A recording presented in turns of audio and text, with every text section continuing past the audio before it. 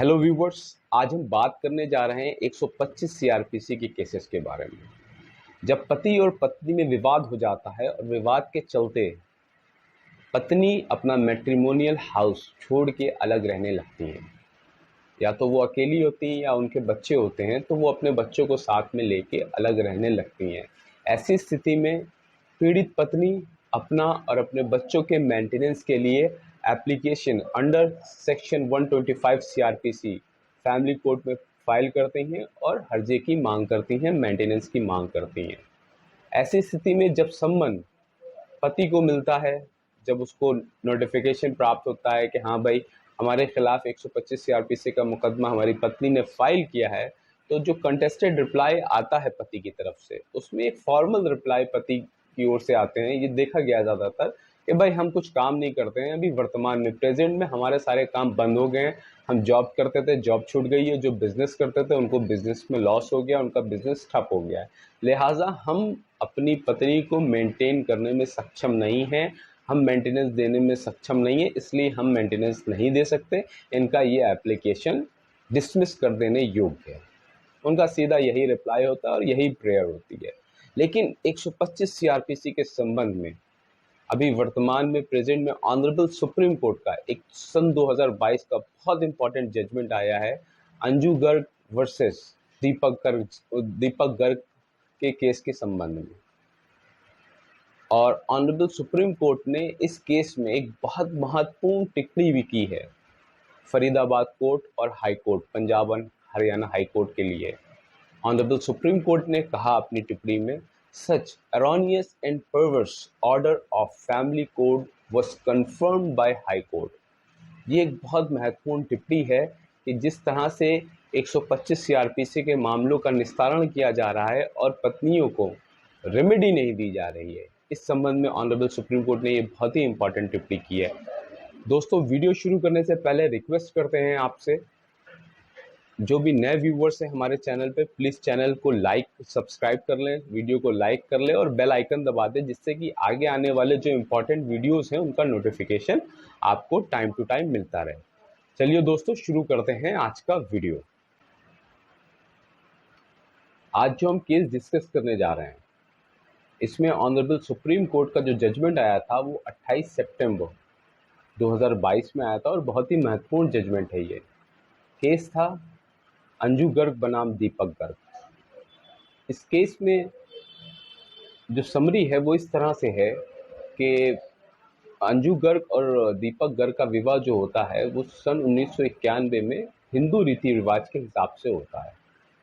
During the wedlock period उनके 2 बच्चे होते हैं, एक बेटी और एक बेटा। शादी अच्छी चल रही होती है, जीवन अच्छा चल रहा होता है, लेकिन आजकल समाज में देखा गया है कि आदमी को लालच होता है, पति को भी यहाँ पर लालच है। कुछ समय बाद पति अपनी पत्नी से डिमांड करने लगते हैं, क्रुएलिटी करने लगते हैं ताकि उनकी डिमांड पूरी हो जाए। पति अपनी पत्नी से 1 करोड़ रुपए की डिमांड करते हैं। इतना पैसा पत्नी के लिए करना, it was not a easy task.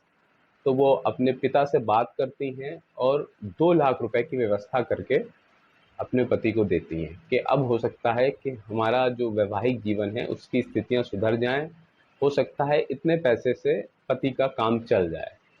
लेकिन नहीं, यहाँ पर स्थिति नहीं रुकती है, फिर उनकी दोबारा डिमांड होती है। कुछ उनके लोन्स होते हैं, तो उसके रिगार्डिंग पत्नी फिर अपने पिता से बात करती हैं और 4.5 लाख रुपए सन 2005 में उनको दिलवाती हैं पुनः, और उनका लोन सेटल कराती हैं। कुछ दिन तक स्थिति उसके बाद ठीक रहती है और उसके बाद फिर से वही झगड़े, क्रुएलिटी, हैरेसमेंट और पैसे की मांग कि 1 करोड़ रुपए चाहिए मुझे। पत्नी किसी तरह स्थितियों को संभालते हुए, ना किसी से बताकर अपने तक रखते हुए कि हो सकता है कि आगे पति चल के ठीक हो जाए और स्थिति हमारे वैवाहिक जीवन की जैसे पहले थी वैसे ही हो जाए। लेकिन चूंकि लालच बहुत था, इसलिए रोज़ हैरेसमेंट, रोज़ क्रुएलिटी पत्नी बर्दाश्त करते करते थक जाती है और पीड़ित पत्नी अपने बच्चों के साथ अपना मैट्रिमोनियल हाउस सन 2010 में छोड़ देती हैं and she start deciding in rental house. किराए के मकान में रहने लगती हैं और अपना जीवन यापन करने का प्रयास करती हैं। क्योंकि महिला के लिए 2 बच्चों के साथ जीवन यापन करना बड़ा ही कठिन होता है, उनकी परवरिश करना, उनको मेंटेन करना, खुद को मेंटेन करना, it is very difficult task. इसलिए पीड़ित पत्नी फरीदाबाद कोर्ट में, फैमिली कोर्ट में 125 सीआरपीसी के तहत एप्लीकेशन फाइल करती हैं। चूँकि मामला फरीदाबाद का था, इसलिए जो एप्लीकेशन फाइल होगा वो फरीदाबाद फैमिली कोर्ट में ही होगा, इसलिए वो 125 सीआरपीसी का एप्लीकेशन फरीदाबाद फैमिली कोर्ट में फाइल करती हैं। एप्लीकेशन फाइल होने के बाद, मुकदमा दर्ज होने के बाद, रिस्पोंडेंट जो पति हैं उनको नोटिस इशू होता है। पति उस मुकदमे में हाजिर आते हैं और अपना वही रिप्लाई लगाते हैं जो आजकल एक ट्रेंड चल रहा है, इसे ट्रेंड ही कहेंगे, कि जहां पति और पत्नी में विवाद होता है और पत्नी 125 सीआरपीसी के तहत मेंटेनेंस मांगती हैं, तो जो ट्रेंड चल रहा है उसी के हिसाब से रिप्लाई पति लगाते हैं कि भाई हम जो जॉब कर रहे थे या जो बिजनेस कर रहे थे वो बंद हो गया, जॉब छूट गई है, अब हमारे पास कोई भी सोर्स ऑफ इनकम नहीं है, हम खुद को मेंटेन नहीं कर पा रहे हैं, तो हम पत्नी को क्या मेंटेन करेंगे, लिहाजा ये एप्लीकेशन डिसमिस करने योग्य है, इसे खारिज कर देना चाहिए। साथ में एक आरोप भी लगाते हैं कि इस चीज़ को तो एक्सेप्ट करते हैं वो कि जो बेटी है ड्यूरिंग द वेडलॉक पीरियड वो उन्हीं की है, लेकिन जो बेटा है उसके वो बायोलॉजिकल फादर नहीं है। और इसी संबंध में एक एप्लीकेशन भी honourable family court of Faridabad में मूव करते हैं। ऑनरेबल फरीदाबाद फैमिली कोर्ट उस एप्लीकेशन को सुनती है।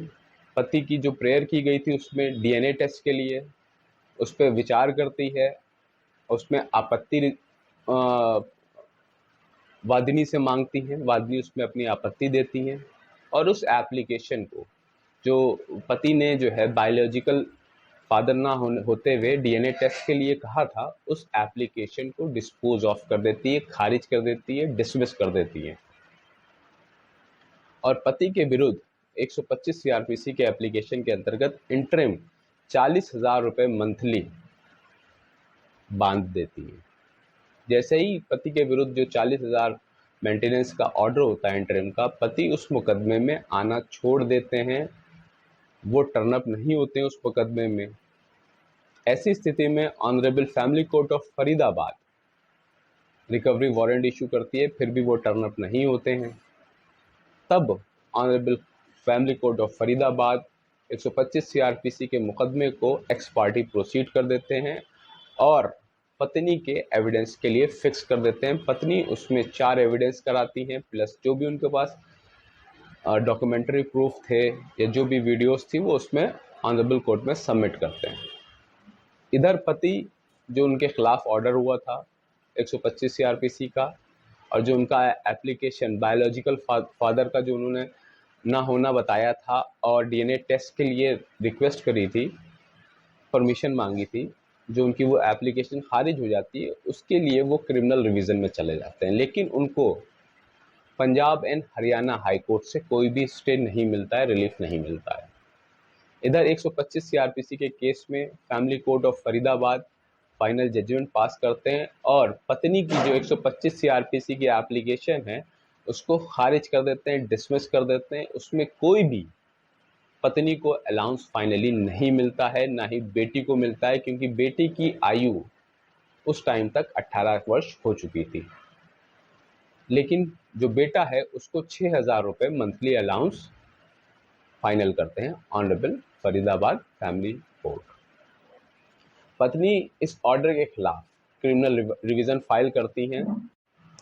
पीड़ित पत्नी फरीदाबाद फैमिली कोर्ट के जजमेंट के विरुद्ध रिवीजन में जाती हैं और रिवीजन फाइल करती हैं Punjab and Haryana high court में। चूँकि फरीदाबाद डिस्ट्रिक्ट का जो जुरिडिक्शन है वो honourable Punjab and Haryana high court है, इसलिए वहाँ पर रिवीजन फाइल करती हैं और प्रेयर करती हैं कि जो ऑर्डर फरीदाबाद फैमिली कोर्ट ने किया है उसको सेट असाइड कर दिया जाए और हमें मेंटेनेंस दिया जाए। लेकिन ऑनरेबल जो हाई कोर्ट है वो जो ऑर्डर फरीदाबाद फैमिली कोर्ट ने किया था उसको मेंटेन करते हैं और पत्नी का रिवीजन डिसमिस कर देते हैं, डिस्पोज ऑफ कर देते हैं। पीड़ित पत्नी बहुत परेशान होती है, वो अपील फाइल करती है ऑनरेबल सुप्रीम कोर्ट में। जैसे ही पीड़ित पत्नी ऑनरेबल सुप्रीम कोर्ट में अपील फाइल करती हैं, ऑनरेबल सुप्रीम कोर्ट मीडिएशन के लिए ऑर्डर कर देते हैं। चूंकि ये फैमिली डिस्प्यूट है तो इसमें मीडिएशन की पॉसिबिलिटी रहती है, लेकिन इसमें जो रिस्पोंडेंट हैं, पति हैं, वो इंटरेस्ट नहीं लेते हैं, इसलिए वो मीडिएशन डिस्पोज ऑफ हो जाता है। ऑनरेबल सुप्रीम कोर्ट सारे पहलुओं को देखते हैं। जो ऑर्डर्स थे फैमिली कोर्ट के, जो ऑर्डर जिस पॉइंट्स पे ऑर्डर किए ऑनरेबल हाई कोर्ट ने, ऑनरेबल सुप्रीम कोर्ट सारे पॉइंट्स को देखते हैं और कई सारी फाइंडिंग्स का अपने ऑर्डर में जिक्र करते हैं कि 125 में जो पहले भी ऑर्डर हुए हैं वो सारी फाइंडिंग्स का जिक्र करते हैं। और जो महत्वपूर्ण टिप्पणी करते हैं ऑनरेबल सुप्रीम कोर्ट, वो कहते हैं सच erroneous and perverse order of family court was confirmed by high court. ये बहुत महत्वपूर्ण टिप्पणी करते हैं कि जिस तरह का ऑर्डर फैमिली कोर्ट ने किया और उसको कंफर्म किया हाई कोर्ट ने, वो बहुत गलत था। चूंकि पत्नी अपने आप को मेंटेन कैसे करेगी, 2 बच्चे हैं, उनको कैसे मेंटेन करेगी अगर पति उसको मेंटेनेंस नहीं देगा। साथ ही ऑनरेबल सुप्रीम कोर्ट ने यह भी कहा कि पति की ये जिम्मेवारी है कि वो पत्नी को कैसे भी करके मेंटेनेंस दे, इवन वो फिजिकल लेबर करना ही क्यों ना पड़े उसको। आप कह रहे हैं कि आपका पति कह रहे हैं कि भाई कारोबार खराब हो गया, बिजनेस खराब हो गया, जॉब छूट गई है, मैं मेंटेन नहीं कर सकता हूँ, तो ऑनरेबल सुप्रीम कोर्ट ने क्लियरली मेंशन किया कि चाहे फिजिकल लेबर करनी पड़े, you have to maintain your wife and your childrens. तो ऑनरेबल सुप्रीम कोर्ट, जो high court, honourable high court का जो ऑर्डर होता है उसको सेट असाइड कर देते हैं और पत्नी को 10,000 पर मंथ का मेंटेनेंस अलाउ करते हैं। साथ में जो बेटा था उसको 6,000 रुपये पर मंथ का तो फैमिली कोर्ट से अलाउड था पहले ही, लेकिन ऑनरेबल सुप्रीम कोर्ट पत्नी को 10,000 रुपये पर मंथ का मेंटेनेंस अलाउ करते हैं। कहाँ से, किस डेट से अलाउ करते हैं? जिस डेट से पत्नी ने एप्लीकेशन फाइल किया था 125 सीआरपीसी का फैमिली कोर्ट में, फरीदाबाद कोर्ट में जब से फाइल किया था एप्लीकेशन, तब उससे पति को देना होगा 10,000 रुपये पर मंथ के हिसाब से पत्नी को, और उसके लिए टाइम पीरियड देते हैं 8 वीक का। 8 हफ्ते के अंदर पति को सारा अमाउंट, सारा एरियर पे करना होगा। तो दोस्तों समझने वाली बात यह है इसमें कि जो आजकल समाज में चल रहा है, जो लालच चल रही है, उसके मद्देनज़र पत्नियां जो घर बनाना चाहती हैं वो किसी तरह से अपने परिवार को ना बताकर हरेसमेंट, क्रुएलिटी को बर्दाश्त करती रहती हैं, और जब वो सीमा पार कर जाता है तब वो फर्दर प्रोसीडिंग में जाती हैं, मैट्रिमोनियल हाउसेस छोड़ देती हैं। ये एक चिंता का विषय है कि जिस तरह के फैमिली डिस्प्यूट आजकल समाज में बढ़ते जा रहे हैं। लेकिन अगर किसी आप सही हैं और आपका किसी कोर्ट में किसी वजह से गलत जजमेंट हो गया है, गलत ऑर्डर हो गया है, तो आपके पास अपॉर्चुनिटी ख़त्म नहीं होती है। इस केस को डिस्क्राइब करने का जो मुद्दा है वो ये है कि अगर आपके खिलाफ कोई ऑर्डर हो गया है तो आपको इस बात को समझना है, आप सही हैं तो आपकी अपॉर्चुनिटी ख़त्म नहीं हुई है। आप हायर कोर्ट में अपील फाइल कर सकते हैं, रिवीजन कर सकते हैं, और आप सही हैं तो आपको बेशक सही न्याय मिलेगा। लेकिन माता पिता को भी इस बात का ध्यान रखना है कि जब वो अपने बच्चों का विवाह कर रहे हैं तो उसमें ये देखना ज़रूरी है कि जिस व्यक्ति से, जो रिश्तों से, जो लोगों के बीच में विवाह हो रहा है, क्या वो लालची हैं? अगर ऐसा है तो प्लीज़ अवेयर हो जाएं। और दोस्तों अगर आपके किसी मिलने वाले में, दोस्त में, किसी परिवार में ऐसी कोई स्थिति चल रही है तो ये वीडियो उनको फॉरवर्ड करें, हो सकता है उनकी कुछ हेल्प हो पाए। मिलते हैं नेक्स्ट किसी कानूनी वीडियो में।